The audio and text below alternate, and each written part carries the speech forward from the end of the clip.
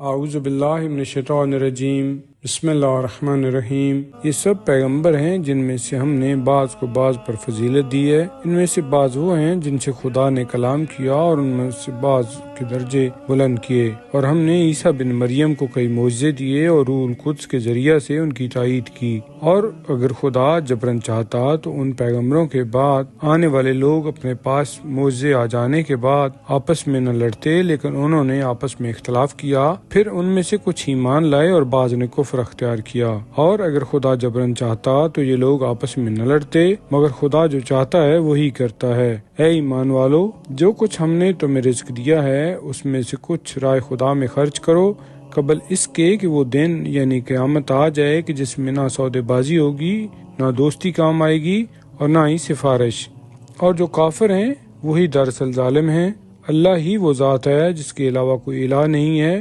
زندہ جاوید ہے، جو ساری کائنات کا بندوبست کرنے والا ہے۔ اسے نہ اونگ آتی ہے اور نہ نیند۔ جو کچھ آسمانوں اور جو کچھ زمین میں ہے وہ سب اسی کا ہے۔ کون ہے جو اس کی پیشگی اجازت کے بغیر اس کی بارگاہ میں کسی کی سفارش کرے؟ جو کچھ بندوں کے سامنے ہے وہ اسے بھی جانتا ہے، اور جو کچھ ان کے پیچھے ہے اسے بھی جانتا ہے۔ اور وہ بندے اس کے علم میں سے کسی چیز یعنی ذرہ پر بھی احاطہ نہیں کر سکتے، مگر جس قدر وہ چاہے۔ اس کی کرسی علم و اقتدار آسمان و زمین کو گھیرے ہوئے ہے۔ ان دونوں آسمان و زمین کی نگہداشت اس پر گرا نہیں گزرتی۔ وہ برتر ہے اور بڑی عظمت والا ہے۔ دین کے معاملہ میں کوئی زبردستی نہیں ہے۔ ہدایت گمراہی سے الگ واضح ہو چکی ہے۔ اب جو شخص طاغوت یعنی شیطان اور ہر باطل قوت کا انکار کرے اور خدا پر ایمان لائے، اس نے یقیناً مضبوط رسی تھام لی ہے جو کبھی بھی ٹوٹنے والی نہیں ہے، اور خدا سب کچھ سننے والا اور خوب جاننے والا ہے۔ اللہ ان لوگوں کا سرپرست ہے جو ایمان لائے، وہ انہیں گمراہی کے اندھیروں سے ہدایت کی روشنی کی طرف نکالتا ہے، اور جن لوگوں نے کفر اختیار کیا ان کے سرپرست طاغوت یعنی شیطان اور باطل کی قوتیں ہیں، جو انہیں ایمان کی روشنی سے نکال کر کفر کے اندھیروں کی طرف لے جاتے ہیں۔ یہی دوزخی لوگ ہیں جو اس میں ہمیشہ ہمیشہ رہیں گے۔ کیا تم نے اس شخص کو نہیں دیکھا، یعنی اس کے حال پر غور نہیں کیا، جس نے جناب ابراہیم سے ان کے پروردگار کے بارے میں صرف اس بنا پر بحث اور تکرار کی تھی کہ خدا نے اسے سلطنت دے رکھی تھی؟ جب ابراہیم نے کہا تھا کہ میرا پروردگار وہ ہے جو جلاتا بھی ہے اور مارتا بھی ہے، اس شخص نے کہا کہ میں بھی جلاتا اور مارتا ہوں۔ اس پر ابراہیم نے کہا میرا خدا سورج کو مشرق سے نکالتا ہے، تو اسے مغرب سے نکال۔ اس پر کافر مبہوت یعنی ہکا بکا ہو گیا۔ خدا ظالموں کو ہدایت نہیں کرتا، یعنی ان کو منزل مقصود تک نہیں پہنچاتا۔ یا اسی طرح تم نے وہ آدمی نہیں دیکھا، یعنی اس کے حال پر غور نہیں کیا جو ایک ایسے گاؤں سے گزرا جس کے در و دیوار کا ملبہ اس کی گری ہوئی چھتوں پر گر پڑا تھا، یعنی اپنی چھتوں پر اوندھی گری پڑی تھی۔ اس آدمی نے یہ منظر دیکھ کر کہا اللہ کا اس گاؤں یعنی اس کے رہنے والوں کو کیوں کر اس کی موت کے بعد زندہ کرے گا؟ اس پر اللہ نے اسے 100 سال تک کے لیے موت دے دی، پھر اسے زندہ کیا اور کہا یعنی پوچھا تم کتنی دیر اس طرح پڑے رہے ہو؟ کہا ایک دن یا دن کا کچھ حصہ۔ فرمایا بلکہ تم 100 سال پڑے رہے ہو۔ ذرا اپنے کھانے پینے کی چیزوں کو دیکھو کہ ذرہ بھی خراب نہیں ہوئی ہیں۔ دوسری طرف ذرا اپنے گدھے کو دیکھو کہ کس طرح گل سڑ گیا ہے۔ یہ سب کچھ اس لیے کیا ہے کہ تمہیں لوگوں کے لیے اپنی قدرت کی نشانی بناؤں، اور گدھے کی سڑی گلی ہڈیوں کو ہم کس طرح انہیں جوڑ جاڑ کر کھڑا کرتے ہیں، اور پھر کس طرح ان پر گوشت چڑھاتے ہیں اور اسے زندہ کرتے ہیں۔ جب اس آدمی پر یہ بات واضح ہو گئی تو بے ساختہ کہا میں یقین سے جانتا ہوں کہ اللہ ہر شے پر قادر ہے۔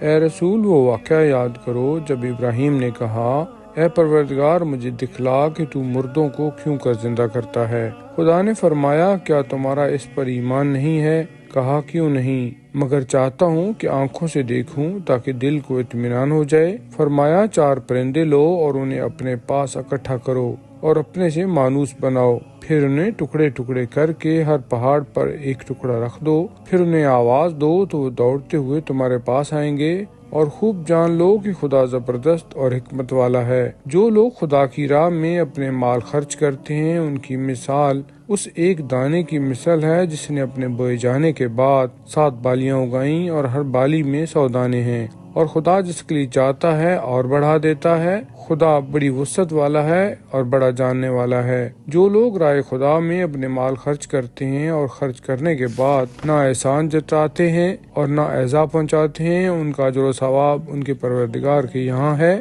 نہ انہیں کوئی خوف ہے اور نہ وہ غمگین ہوں گے۔ سائل کو اچھائی سے جواب دینا اور بخش دینا اس صدقہ و خیرات سے بہتر ہے جس کے بعد سائل کو ایذا پہنچائی جائے، اور اللہ بے نیاز ہے اور بڑا بردبار ہے۔ اے ایمان والو، سائل کو احسان جتا کر اور ایذا پہنچا کر اپنے صدقہ و خیرات کو اس شخص کی طرح عکارت اور برباد نہ کرو جو محض لوگوں کو دکھانے کے لیے اپنا مال خرچ کرتا ہے اور خدا اور روز آخرت پر ایمان نہیں رکھتا۔ اس کی خیرات کی مثال اس چکنی چٹان کی سی ہے جس پر کچھ خاک پڑی ہو اور اس پر بڑے دانے والی زور کی بارش برسے اور خاک کو بہا کر لے جائے اور اس چٹان کو صاف چکنا چھوڑ جائے۔ اسی طرح یہ ریاکار لوگ جو کچھ صدقہ و خیرات وغیرہ کرتے ہیں، اس سے کچھ بھی ان کے ہاتھ نہیں آئے گا، اور خدا کافر لوگوں کو ہدایت نہیں کرتا، یعنی انہیں منزل مقصود تک نہیں پہنچاتا۔ اور جو لوگ خدا کی خوشنودی کے لیے دل کے پورے ثبات اور قرار کے ساتھ اپنے مال رائے خدا میں خرچ کرتے ہیں، ان کی مثال اس ہرے بھرے اور گھنے باغ کی مانند ہے جو کسی اونچی جگہ پر ہو، جس پر بڑی بڑی بوندوں والی زور کی بارش برسے اور وہ دگنا پھل دے، اور اگر اس پر بڑے قطروں والا زور کمی نہ برسے تو پھر ہلکی پھلکی بارش ہی کافی ہے۔ اور تم لوگ جو کچھ کرتے ہو خدا اسے دیکھ رہا ہے۔ تم میں سے کوئی بھی یہ بات پسند کرے گا کہ اس کے پاس کھجوروں انگوروں کا ہرا بھرا گھنا باغ ہو جس کے نیچے نہریں جاری ہوں، اور اس کے لیے اس میں ہر قسم کے پھل اور میوے موجود ہوں، اور اسے بڑھاپا گھیر لے، جبکہ اس کی چھوٹی چھوٹی کمزور اور ناتواں اولاد ہو، اور اچانک اس باغ کو ایک ایسا بگولا اپنی لپیٹ میں لے لے جس میں آگ ہو جس سے وہ باغ جل کر رہ جائے۔ اس طرح خدا تمہارے لیے اپنے احکام کھول کر بیان کرتا ہے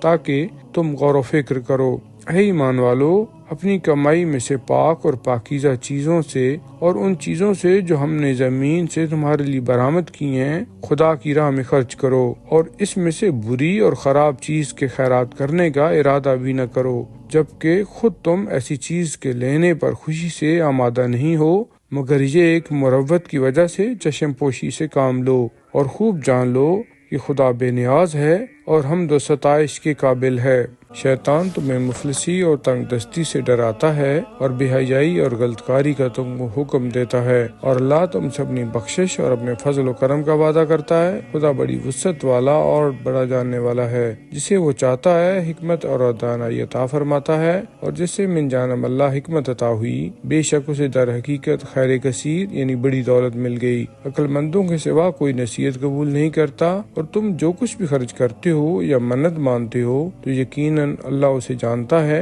اور ظالموں کا کوئی مددگار نہیں ہے۔ اگر تم اپنی خیرات اعلانیہ طور پر دو تو بھی اچھا ہے، اور اگر اسے پوشیدہ رکھو اور حاجت مندوں کو دو تو تمہارے لیے زیادہ بہتر ہے، اور تمہارے کچھ گناہوں اور برائیوں کا کفارہ ہو جائے گا، یعنی انہیں مٹا دے گا۔ تم جو کچھ کرتے ہو اللہ اس سے پوری طرح باخبر ہے۔ اے رسول، ان لوگوں کو منزل مقصود تک پہنچانے کی آپ پر ذمہ داری نہیں ہے، یعنی تمہارا فرض صرف راستہ دکھانا ہے، اور اللہ سے چاہتا ہے منزل مقصود تک پہنچاتا ہے۔ اور تم جو کچھ مال خرچ کرتے ہو تو وہ تمہارے اپنے فائدہ کے لیے ہے، اور تم جو بھی خرچ کرتے ہو وہ اللہ کی خوشنودی کے لیے کرتے ہو، اور تم جو مال و دولت خیرات میں دو گے وہ پورا تمہیں ادا کر دیا جائے گا، اور تم پر ہرگز ظلم نہیں کیا جائے گا۔ یہ خیرات خاص طور پر ان حاجت مندوں کے لیے ہے جو اللہ کی راہ میں اس طرح گر گئے ہیں کہ روئے زمین پر سفر نہیں کر سکتے۔ ناواقف انہیں خودداری برتنے اور رکھ رکھاؤ کی وجہ سے مالدار سمجھتا ہے، مگر تم انہیں ان کے چہروں سے پہچان سکتے ہو۔ وہ لوگوں سے لپٹ کر اور ان کے پیچھے پڑ کر سوال نہیں کرتے، اور تم جو کچھ مال و دولت رائے خدا میں خرچ کرو گے بے شک اللہ اسے جانتا ہے۔ جو لوگ اپنے مال رات اور دن میں خفیہ اور اعلانیہ رائے خدا میں خرچ کرتے ہیں، ان کا اجر و ثواب ان کے پروردگار کے پاس ہے، ان کے لیے نہ کوئی خوف ہے اور نہ وہ غمگین ہوں گے۔ اور جو لوگ سود کھاتے ہیں وہ قیامت کے دن نہیں کھڑے ہوں گے مگر اس شخص کی طرح جسے شیطان نے اپنے آسیب سے مخبوط الحباس بنا دیا ہو، یعنی جس سے وہ پہچانے جائیں گے کہ وہ سود خور ہیں۔ یہ اس لیے ہے کہ وہ قائل ہیں کہ تجارت بھی تو سود کی مانند ہے، حالانکہ اللہ نے تجارت کو حلال اور سود کو حرام کیا ہے۔ بس جس شخص کے پاس اس کے پروردگار کی طرف سے نصیحت آئی اور وہ سود خوری سے باز آ گیا تو جو پہلے ہو چکا وہ اس کا ہے، اس کا معاملہ خدا کے حوالے ہے، اور جو ممانعت کے بعد پھر ایسا کرے تو ایسے لوگ جہنمی ہیں جو ہمیشہ ہمیشہ اس میں رہیں گے۔ اللہ سود کو مٹاتا ہے اور خیر و خیرات کو بڑھاتا ہے، اور جتنے ناشکرے اور گنہگار ہیں اللہ ان کو دوست نہیں رکھتا۔ بے شک جو لوگ ایمان لائے اور اچھے عمل کیے اور نماز پڑھی اور زکوٰۃ ادا کی، ان کا اجر و ثواب ان کے پروردگار کے پاس ہے، اور قیامت کے دن ان کے لیے نہ کوئی خوف ہوگا اور نہ وہ غمگین ہوں گے۔ اے ایمان والو، خدا کی نافرمانی سے ڈرو، اور جو کچھ سود لوگوں کے ذمہ باقی رہ گیا ہے اسے چھوڑ دو اگر تم ایمان والے ہو۔ لیکن اگر تم نے ایسا نہ کیا تو پھر خدا اور اس کے رسول سے جنگ کے لیے تیار ہو جاؤ، اور اگر اب بھی تم توبہ کر لو تو تمہارا اصل مال تمہارا ہوگا، یعنی تو جو تمہیں مل جائے گا، نہ تم زائد لے کر کسی پر ظلم کرو گے اور نہ اصل مال خرد برد کر کے تم پر ظلم کیا جائے گا۔ اور اگر مقروض تنگ دست ہے تو اسے فراغ دستی تک مہلت دینا ہوگی، اور اگر قرضہ معاف کر کے خیرات کرو تو یہ چیز تمہارے لیے بہتر ہے اگر تم جانتے ہو۔ اور اس دن کی سزا اور رسوائی سے ڈرو جس دن اللہ کی طرف پلٹائے جاؤ گے، اور پھر جس شخص نے جو کچھ نیکی یا بدی کمائی ہوگی اس کا بدلہ اسے پورا پورا دیا جائے گا، اور ان کی حق تلفی کر کے ان پر ظلم نہیں کیا جائے گا۔ اے ایمان والو، جب تم کسی مقررہ مدت تک آپس میں قرضہ کا لین دین کرو تو اسے لکھ لیا کرو، اور چاہیے کہ کوئی لکھنے والا عدل و انصاف کے ساتھ تمہارے باہمی قول و قرار کو لکھے، اور جس طرح اللہ نے لکھنے والے کو لکھنا پڑھنا سکھایا ہے وہ لکھنے سے انکار نہ کرے، بلکہ اسے چاہیے کہ لکھ دے۔ اور جس مقروض کے ذمہ قرضہ کی ادائیگی کا حق عائد ہوتا ہے اسے چاہیے کہ تحریر کا مضمون لکھوا دے، اور اس کاتب کو چاہیے کہ اپنے پروردگار سے ڈرے اور اس میں کمی نہ کرے،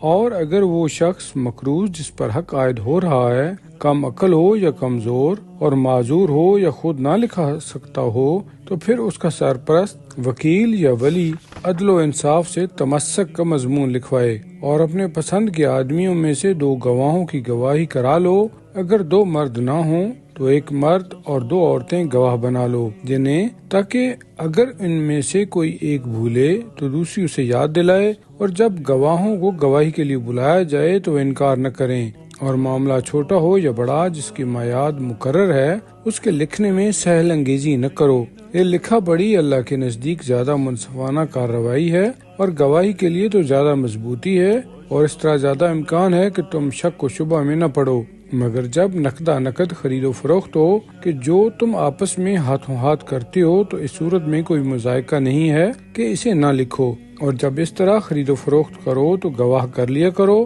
اور زبردستی کر کے کاتب اور گواہ کو ضرر اور زیاں نہ پہنچایا جائے، اور اگر ایسا کرو گے تو یہ تمہاری نافرمانی ہوگی، یعنی گناہ ہوگا۔ خدا کی نافرمانی سے ڈرو، اللہ تمہیں یہی سکھاتا ہے، اور اللہ ہر چیز کو خوب جانتا ہے۔ اور اگر تم سفر میں ہو اور تمہیں کاتب نہ ملے تو رہن با قبضہ رکھ لو، اور اگر تم میں سے ایک کو دوسرے پر اعتبار ہو تو جس پر اعتبار کیا گیا ہے اسے چاہیے کہ اپنی امانت واپس کر دے، اور اپنے پروردگار کی مخالفت سے ڈرے، اور گواہی کو نہ چھپاؤ، اور جو اسے چھپائے گا اس کا دل گناہگار ہوگا، اور تم جو کچھ کرتے ہو اللہ اس کو خوب جانتا ہے۔ جو کچھ آسمانوں میں ہے اور جو کچھ زمین میں ہے سب کچھ خدا کا ہے، اور جو کچھ تمہارے دلوں میں ہے خواہ تم اس کو ظاہر کرو یا اسے چھپاؤ، خدا سب کا تم سے محاسبہ کرے گا، اور پھر جسے چاہے گا بخش دے گا اور جسے چاہے گا سزا دے گا۔ اللہ ہر چیز پر قادر ہے۔ رسول ان تمام باتوں پر ایمان رکھتا ہے جو ان کے پروردگار کی طرف سے ان پر اتاری گئی ہیں، اور مومنین بھی سب خدا پر، اس کے ملائکہ پر،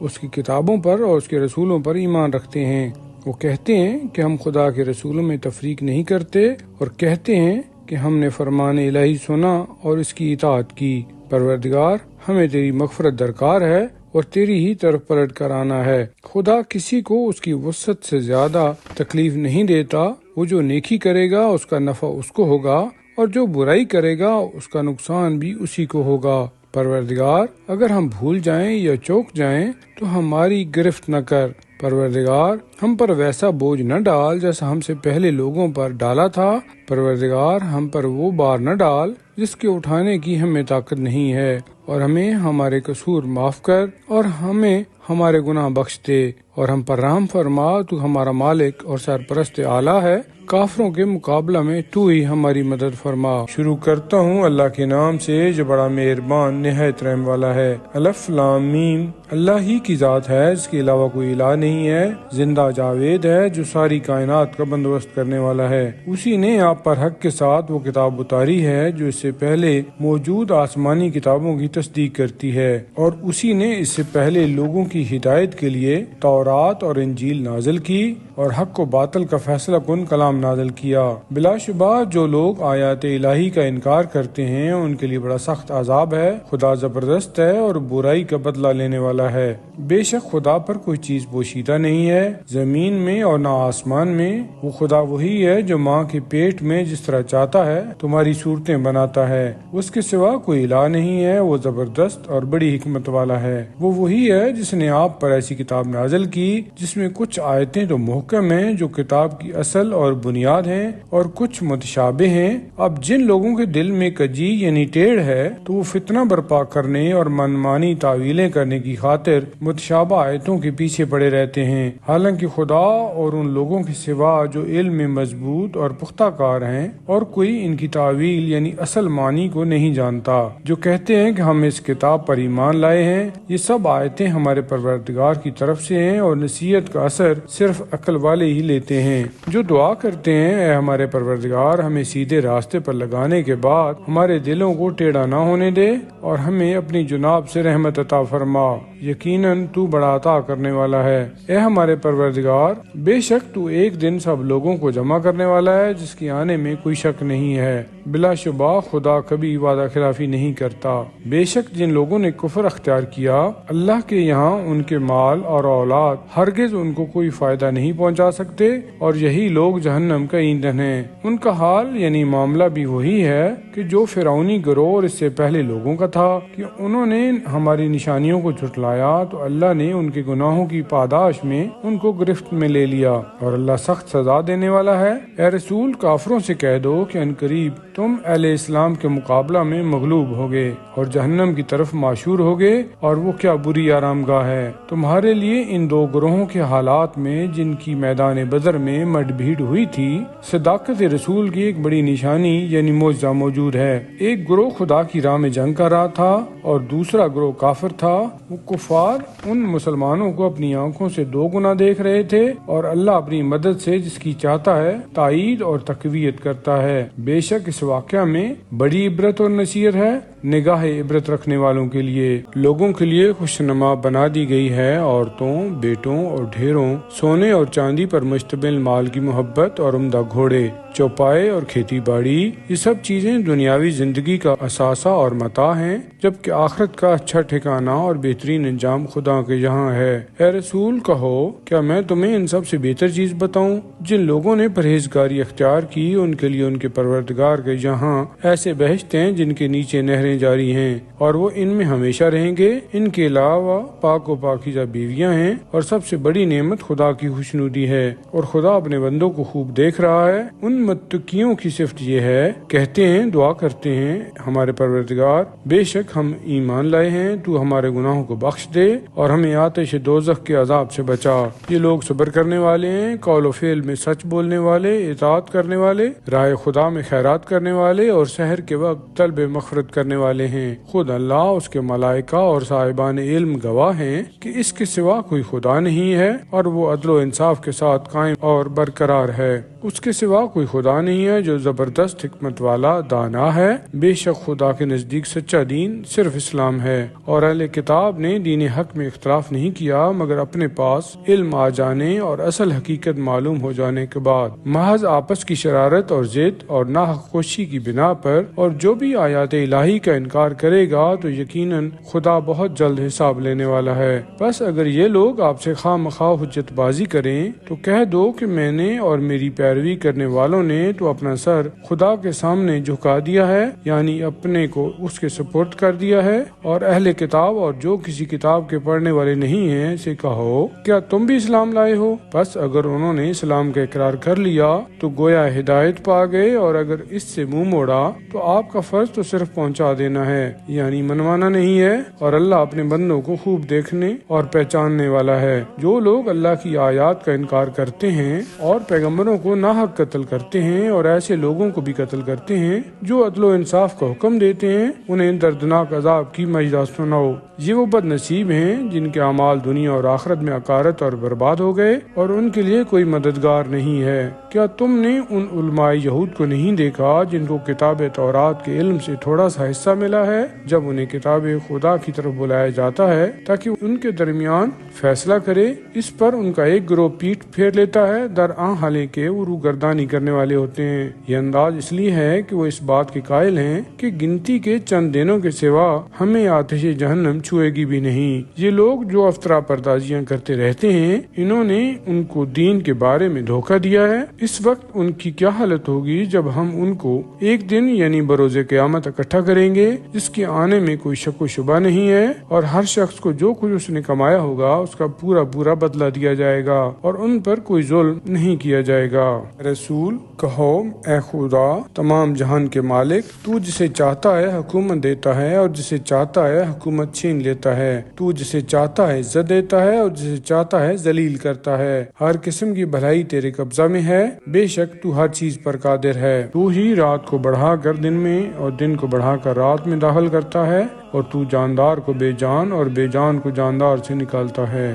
اور جسے چاہتا ہے بے حساب روزی عطا کرتا ہے۔ خبردار اہل ایمان کو چھوڑ کر کافروں کو دوست اور سرپرست نہ بنائیں، اور جو ایسا کرے گا اس کا خدا سے کوئی تعلق اور سروکار نہیں ہوگا، مگر یہ کہ تمہیں ان کافروں سے خوف ہو تو پھر بقصد تقیہ اور بچاؤ ایسا کرنے میں کوئی حرج نہیں ہے، اور خدا تمہیں اپنی ذات سے ڈراتا ہے اور خدا ہی کی طرف پلٹ کر جانا ہے۔ کہہ دیجئے جو کچھ تمہارے سینوں میں ہے تم اسے چھپاؤ یا اسے ظاہر کرو، بہرحال خدا اسے جانتا ہے، اور جو کچھ آسمانوں اور زمین میں ہے وہ سب کچھ جانتا ہے، اور خدا ہر چیز پر قادر ہے۔ اس دن کو یاد کرو جب ہر شخص اس بھلائی کو اپنے سامنے پائے گا جو اس نے کی ہوگی، اور برائی کو بھی جنہیں دیکھ کر خواہش کرے گا کہ کاش اس کے اور اس کے برے اعمال کے درمیان بڑا فاصلہ ہوتا، اور خدا تمہیں اپنی ذات یعنی اپنے عذاب سے ڈراتا ہے، اور خدا اپنے بندوں پر بڑا مہربان ہے۔ اے رسول، میری محبت کے دعوے داروں سے کہہ دیں کہ اگر تم خدا سے سچی محبت رکھتے ہو تو میری پیروی کرو،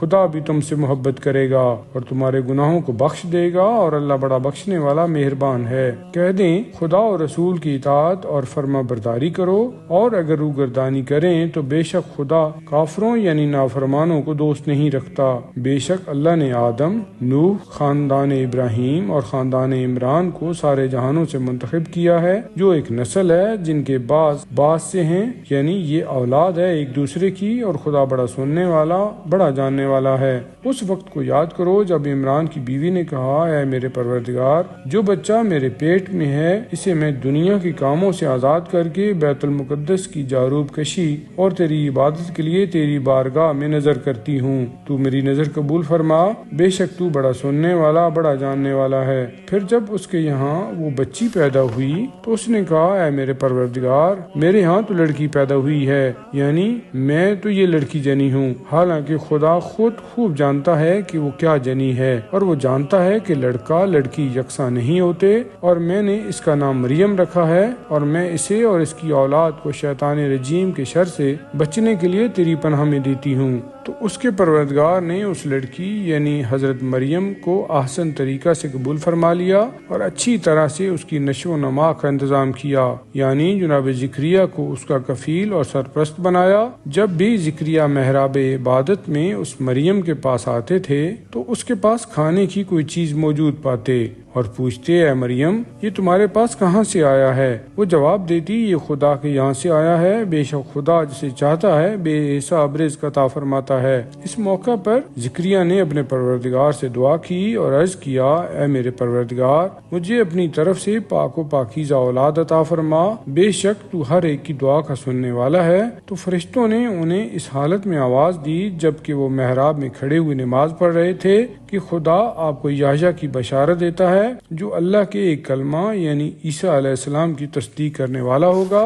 سردار، ضبط نفس کرنے والا اور پارسا اور نیکوکار جماعت میں سے نبی ہوگا۔ جناب زکریا نے یہ خوشخبری سن کر کہا، اے پروردگار، میرے یہاں لڑکا کس طرح ہوگا جبکہ میرا بڑھاپا آ گیا اور میری بیوی بانجھ ہے؟ ارشاد ہوا، اسی طرح خدا جو چاہتا ہے وہ کرتا ہے۔ عرض کیا، اے میرے پروردگار، میرے اطمینان قلب کے لیے کوئی علامت مقرر فرما۔ فرمایا، تمہاری علامت یہ ہے کہ تم 3 دن رات تک لوگوں سے اشارہ کے سوا بات نہیں کر سکو گے، یعنی شکرانہ نعمت کے طور پر اپنے پروردگار کا کثرت سے ذکر کرو اور صبح و شام اسی کی تسبیح کرو۔ اور جب فرشتوں نے کہا، اے مریم، بے شک اللہ نے تمہیں منتخب کر لیا ہے اور تمہیں پاک و پاکیزہ بنایا ہے اور تمہیں تمام جہانوں کی عورتوں سے برگزیدہ بنا دیا ہے، اے مریم، اپنے پروردگار کی اطاعت کرو اور سجدہ کرو اور رکوع کرنے والوں کے ساتھ رکوع کرتی رہو۔ اے رسول، یہ خبر غیب کی خبروں میں سے ایک ہے جو وحی کے ذریعہ ہم آپ کی طرف بھیج رہے ہیں، اور آپ ان دعوے داران سرپرستی کے پاس موجود نہ تھے جب وہ قرآن اندازی کے لیے اپنے قلم ڈال رہے تھے کہ مریم کی کفالت کون کرے، اور آپ ان کے پاس موجود نہ تھے جب وہ آپس میں جھگڑ رہے تھے۔ اور وہ وقت یاد کرو جب فرشتوں نے کہا، اے مریم، بے شک خدا آپ کو اپنے کلمہ کی خوشخبری دیتا ہے جس کا نام مسیح عیسیٰ بن مریم ہوگا، جو دنیا و آخرت میں عزت و آبرو والا ہوگا اور خدا کے مقرب بندوں میں سے ہوگا، اور وہ گہوارے میں بھی لوگوں سے باتیں کرے گا اور ادھیڑ عمری میں بھی اور نیکوکاروں میں سے ہوگا۔ یہ بشارت سن کر مریم نے کہا، اے میرے پروردگار، میرے یہاں بچہ کہاں سے ہوگا، حالانکہ مجھے کسی انسان یعنی مرد نے ہاتھ تک نہیں لگایا۔ ارشاد ہوا، بات اسی طرح ہے، مگر خدا جو چاہتا ہے بلا اسباب بھی پیدا کرتا ہے۔ جب وہ کسی کام کی کرنے کا فیصلہ کر لیتا ہے تو اسے حکم دیتا ہے کہ ہو جا، تو بس وہ ہو جاتا ہے۔ اور خدا اس بچہ کو کتاب و حکمت اور تورات اور انجیل کی تعلیم دے گا اور اسے بنی اسرائیل کی طرف اپنا رسول بنائے گا، اور جب وہ مبعوث ہوگا تو کہے گا کہ میں تمہارے پاس تمہارے پروردگار کی طرف سے معجزہ لے کر آیا ہوں کہ میں تمہارے لیے مٹی سے پرندہ کی صورت بناتا ہوں اور اس میں پھونک مارتا ہوں تو وہ خدا کے حکم سے پرندہ بن جاتا ہے، اور میں خدا کے حکم سے مادرزاد اندھے اور کوڑی کو شفا دیتا ہوں اور مردوں کو زندہ کرتا ہوں، اور جو کچھ تم کھاتے ہو اور اپنے گھروں میں جمع کرتے ہو وہ تمہیں بتاتا ہوں۔ بے شک اس میں تمہارے لیے خدا کی قدرت اور میری نبوت کی بڑی نشانی ہے، اگر تم ایمان لانے والے ہو۔ اور جو مجھ سے پہلے تورات موجود ہے میں اس کی تصدیق کرتا ہوں، اور میرے آنے کا ایک مقصد یہ بھی ہے کہ میں تمہارے لیے ان چیزوں میں سے بعض کو حلال کروں جو تم پر حرام تھیں، اور میں تمہارے پروردگار کی طرف سے اعجاز کے ساتھ تمہارے پاس آیا ہوں، لہٰذا اللہ کی نافرمانی سے ڈرو اور میری اطاعت کرو۔ بے شک اللہ میرا اور تمہارا پروردگار ہے، بس تم اس کی عبادت کرو، یہی سیدھا راستہ ہے۔ پھر جب عیسیٰ نے ان بنی اسرائیل کی طرف سے کفر اور انکار محسوس کیا تو کہا، کون ہے جو اللہ کی راہ میں میرا مددگار ہو؟ حواریوں نے کہا، ہم اللہ کے مددگار ہیں، ہم اللہ پر ایمان لائے ہیں اور آپ گواہ ہیں کہ ہم مسلمان یعنی فرما بردار ہیں۔ اور کہا، اے ہمارے پروردگار، جو کچھ تو نے نازل کیا ہے ہم اس پر ایمان لائے ہیں، اور ہم نے رسول یعنی عیسیٰ علیہ السلام کی پیروی اختیار کی، لہٰذا ہمیں حق کی گواہی دینے والوں کے دفتر میں درج فرما۔ انہوں یعنی بنی اسرائیل نے عیسیٰ کے خلاف مکاری کی اور اللہ نے بھی اپنی جوابی تدبیر اور ترکیب کی، اور اللہ سب سے بہتر تدبیر اور ترکیب کرنے والا ہے۔ اس وقت کو یاد کرو جب اللہ نے کہا، اے عیسیٰ، میں تمہیں پورا قبض کرنے والا اور تمہیں اپنی جانب اٹھانے والا ہوں اور تمہیں کافروں سے پاک کرنے والا ہوں، اور تمہاری پیروی کرنے والوں کو کافروں پر قیامت تک غالب اور برتر کرنے والا ہوں۔ پھر تم سب کی بازگشت میری طرف ہے، تو اس وقت میں تمہارے درمیان ان باتوں کا فیصلہ کروں گا جن میں تم اختلاف کرتے تھے۔ تو جن لوگوں نے کفر اختیار کیا انہیں دنیا اور آخرت میں سخت سزا دوں گا اور ان کا کوئی مددگار نہ ہوگا، اور جو لوگ ایمان لائے اور نیک عمل کیے تو خدا ان کو پورا پورا اجر و ثواب دے گا، اور اللہ ظالموں کو دوست نہیں رکھتا۔ اے رسول، یہ جو ہم آپ کو پڑھ کر سنا رہے ہیں کتاب الہی کی آیات ہیں یا خدا کی قدرت اور آپ کی حقانیت کی نشانیاں ہیں، اور وہ دانائی سے لبریز تذکرے ہیں۔ بے شک اللہ کے نزدیک عیسیٰ کی مثال آدم کی سی ہے کہ اللہ نے انہیں مٹی سے پیدا کیا، پھر حکم دیا کہ ہو جا، سو وہ ہو گیا۔ یہ بات تمہارے پروردگار کی طرف سے حق ہے، تو تم شک کرنے والوں میں سے نہ ہونا۔ اے پیغمبر، اس معاملہ میں تمہارے پاس صحیح علم آ جانے کے بعد جو آپ سے حجت بازی کرے تو آپ ان سے کہیں کہ آؤ ہم اپنے بیٹوں، اپنی عورتوں اور اپنے نفسوں کو بلائیں اور پھر مباہلہ کریں، یعنی بارگاہ خدا میں دعا اور التجا کریں اور جھوٹوں پر خدا کی لعنت قرار دیں، یعنی ہم اپنے بیٹوں کو بلائیں تم اپنے بیٹوں کو، ہم اپنی عورتوں کو بلائیں تم اپنی عورتوں کو، اور ہم اپنے نفسوں کو بلائیں تم اپنے نفسوں کو، پھر اللہ کے سامنے گڑ گڑائیں اور جھوٹوں پر اللہ کی لعنت کریں۔ جناب عیسیٰ کی یہ برحق سرگزشت ہے، وہ خدا یا خدا کے بیٹے نہیں بلکہ اس کے خاص بندے ہیں، اللہ کے سوا کوئی الہ نہیں ہے، وہ توانا اور بڑا حکمت والا ہے۔ اب اس کے بعد بھی یہ لوگ انحراف کریں تو خدا مفسدین کو خوب جانتا ہے۔ اے رسول کہ یہ اے اہل کتاب آؤ ایک ایسی بات کی طرف جو ہمارے اور تمہارے درمیان مشترک اور یکساں ہے، اور وہ یہ کہ ہم اللہ کے سوا کسی کی عبادت نہ کریں اور کسی کو اس کا شریک نہ بنائیں، اور ہم میں سے کوئی کسی کو اللہ کے سوا اپنا رب یعنی مالک و مختار نہ بنائے۔ اور اگر یہ لوگ اس دعوت سے منہ موڑیں تو اے مسلمانوں تم کہہ دو کہ گواہ رہنا ہم مسلمان یعنی خدا کے فرما بردار اور اطاعت گزار ہیں۔ اے اہل کتاب تم ابراہیم کے بارے میں کیوں ہم سے حجت بازی کرتے ہو، حالانکہ تورات اور انجیل ان کے بعد اتری ہیں؟ کیا تم میں اتنی بھی عقل یعنی سمجھ نہیں ہے؟ تم وہی لوگ ہو جو ہم سے ان باتوں کے بارے میں بحث و تکرار کرتے رہے جن کا تمہیں کچھ علم تھا، اب ان باتوں کے بارے میں کیوں حجت بازی کرتے ہو جن کا تمہیں کچھ علم نہیں، یعنی حقیقت حال صرف اللہ جانتا ہے، تم نہیں جانتے۔ ابراہیم نہ یہودی تھے اور نہ نصرانی، بلکہ وہ تو نرے کھرے خالص مسلمان خدا کے فرما بردار بندے تھے اور وہ مشرکوں میں سے نہیں تھے۔ بے شک تمام لوگوں سے ابراہیم کے زیادہ قریب اور زیادہ تعلق رکھنے والے وہ ہیں جنہوں نے ان کی پیروی کی، اور یہ نبی اور وہ جو ان پر ایمان لائے ہیں، اور اللہ ایمان لانے والوں کا ساتھی اور سرپرست ہے۔ اہل کتاب کا ایک گروہ چاہتا ہے کہ کاش وہ تمہیں گمراہ کر سکے، حالانکہ وہ اپنے سوا کسی کو بھی گمراہ نہیں کرتے مگر انہیں اس کا شعور نہیں۔ اے اہل کتاب تم آیات الہیہ کا کیوں انکار کرتے ہو، حالانکہ تم خود گواہ ہو کہ وہ آیات الہیہ ہیں اور برحق ہیں۔ اے اہل کتاب حق کو باطل کے ساتھ کیوں گڈمٹ کرتے ہو اور حق کو کیوں چھپاتے ہو، حالانکہ تم جانتے ہو کہ حق کیا ہے۔ اہل کتاب کا ایک گروہ اپنے لوگوں سے کہتا ہے کہ جو کچھ مسلمانوں پر نازل ہوا ہے اس پر صبح کے وقت ایمان لے آؤ اور شام کے وقت انکار کر دو، شاید اس ترکیب سے وہ مسلمان اپنے دین سے پھر جائیں۔ خبردار صرف اسی کی بات مانو جو تمہارے دین کی پیروی کرے، کہہ دیجئے کہ حقیقی ہدایت تو اللہ کی ہدایت ہے اور یہ اسی کی دین ہے کہ کسی کو ویسی ہی چیز مل جائے جو کبھی تم کو دی گئی تھی، یا وہ دلیل اور حجت میں تمہارے پروردگار کے ہاں تم پر غالب آ جائیں۔ کہہ دیجئے کہ بے شک فضل و کرم اللہ کے ہاتھ میں ہے، وہ جسے چاہتا ہے عطا کرتا ہے، وہ بڑی وسعت والا اور بڑا جاننے والا ہے، وہ جس کو چاہتا ہے اپنی رحمت کے لیے مخصوص کر لیتا ہے، اللہ بڑے فضل و کرم والا ہے۔ اور اہل کتاب میں سے کوئی تو ایسا ہے کہ اگر تم ڈھیر بھر روپیہ بھی بطور امانت اس کے پاس رکھو تو وہ تمہیں ادا کر دے گا، اور ان میں کوئی ایسا بھی ہے کہ اگر اس کے پاس ایک دینار یعنی اشرفی بھی بطور امانت رکھو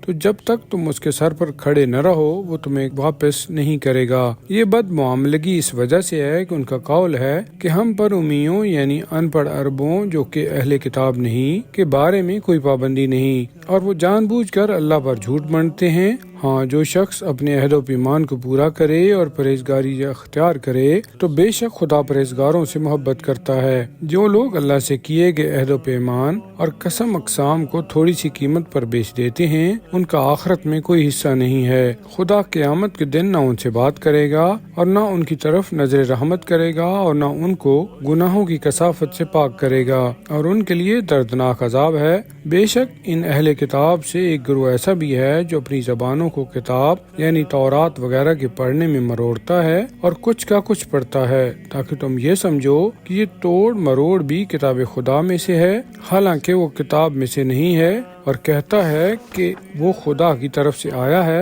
حالانکہ وہ خدا کی طرف سے نہیں ہے۔ یہ جان بوجھ کر خدا پر جھوٹ باندھتا ہے۔ کسی ایسے انسان کو یہ بات زیب نہیں دیتی جسے خدا کتاب، حکمت یا اقتدار اور نبوت عطا فرمائے اور وہ لوگوں سے کہے کہ تم خدا کو چھوڑ کر میرے بندے بن جاؤ یعنی میری عبادت کرو، بلکہ وہ تو یہ کہے گا کہ تم اللہ والے ہو جاؤ، اس بنا پر کہ تم کتاب الہی کی تعلیم دیتے ہو اور اسے پڑھتے بھی رہتے ہو، اور وہ کبھی تمہیں یہ حکم نہیں دے گا کہ تم فرشتوں اور نبیوں کو اپنا پروردگار بنا لو، بھلا وہ تمہیں کفر کا حکم دے گا اس کے بعد کہ تم مسلمان ہو۔ اور یاد کرو جب خدا نے تمام پیغمبروں سے یہ عہد و اقرار لیا تھا کہ میں نے جو تمہیں کتاب اور حکمت عطا کی ہے، اس کے بعد جب تمہارے پاس ایک عظیم رسول صلی اللہ علیہ وآلہ وسلم آئے جو تمہارے پاس کی چیزوں یعنی کتابوں کی تصدیق کرنے والا ہو، تو تم اس پر ضرور ایمان لانا اور ضرور اس کی مدد کرنا۔ ارشاد ہوا، کیا تم اقرار کرتے ہو اور اس پر میرے عہد و پیمان کو قبول کرتے ہو اور یہ ذمہ داری اٹھاتے ہو؟ انہوں نے کہا،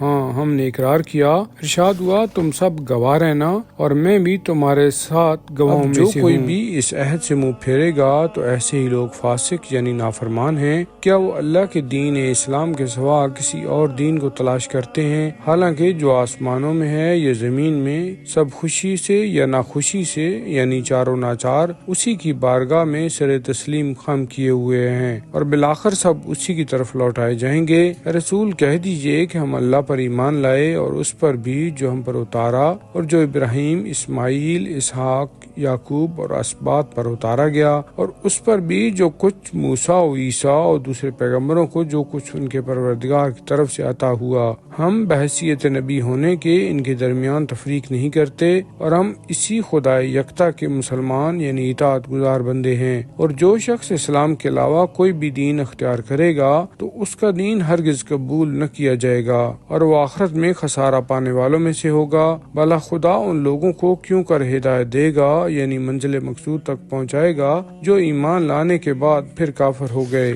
حالانکہ وہ گواہی دے چکے تھے کہ رسول برحق ہے اور ان کے پاس آیات بینات یعنی واضح معجزات بھی آ چکے تھے۔ بے شک خدا ظلم و جور کرنے والوں کو ہدایت نہیں دیتا۔ ایسے لوگوں کی سزا یہ ہے کہ ان پر اللہ، فرشتوں اور سب انسانوں کی لعنت ہے، وہ ہمیشہ اس لعنت یعنی پھٹکار میں گرفتار رہیں گے، نہ ان کے عذاب میں تخفیف یعنی کمی کی جائے گی اور نہ انہیں مہلت دی جائے گی، مگر وہ جنہوں نے اس کے بعد توبہ کر لی اور اپنی اصلاح کر لی تو بے شک خدا بڑا بخشنے والا اور بڑا رحم کرنے والا ہے۔ بے شک وہ لوگ جو ایمان لانے کے بعد کافر ہو گئے اور کفر میں بڑھتے ہی چلے گئے، ان کی توبہ قبول نہیں ہوگی اور یہی لوگ حقیقی گمراہ ہیں۔ بے شک جن لوگوں نے کفر اختیار کیا اور پھر کفر ہی کی حالت میں مر گئے تو ان میں سے کسی ایک سے ساری زمین بھر سونا بطور فدیہ و معاوضہ ہرگز قبول نہیں کیا جائے گا۔ یہ وہ لوگ ہیں جن کے لیے دردناک عذاب ہے اور ان کے لیے کوئی مددگار نہیں ہوں گے۔